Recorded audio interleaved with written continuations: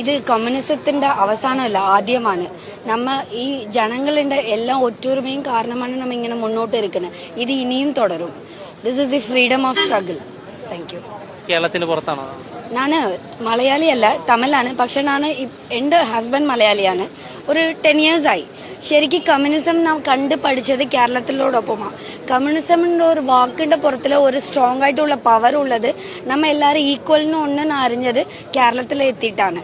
So എന്നെ ഒരു മലയാളിയാണ് ഇവിടെ വരെ എത്തിച്ചതാ. എൻ്റെ ഒരുപാട് ജീവിതം സ്ട്രഗിൾ ഇരുന്നിട്ട് ഒരു കമ്മ്യൂണിസത്തിന്റെ പുറത്താണ് എൻ്റെ ജീവിതം ഒരു ഭംഗിയായിട്ട് മാറിയതാ. സോ എൻ്റെ അവസാന ജീവിതം വരെ ഞാൻ കമ്മ്യൂണിസത്തിന്റെ പുറത്ത് തന്നെ ഉണ്ടാകും. VS-ന്റെ ഏതെങ്കിലും ഒരു സമരം മനസ്സിൽ ഓർത്തിരിക്കുന്നത്? ഉറപ്പായിട്ട്. ഒരു 6 വർഷത്തേക്ക് മുൻപ് ആദ്യമായിട്ട് ഒരു സമരത്തിൽ പോയ സമയത്തിൽ പുള്ളിയുടെ മുഖം നല്ല രീതിയിൽ കണ്ടിട്ടില്ല, നേരിട്ട് TV-യിൽ കൂടിയാണ് കണ്ടതാ. പക്ഷെ നല്ല രീതിയിൽ ഓർമ്മയുണ്ട്.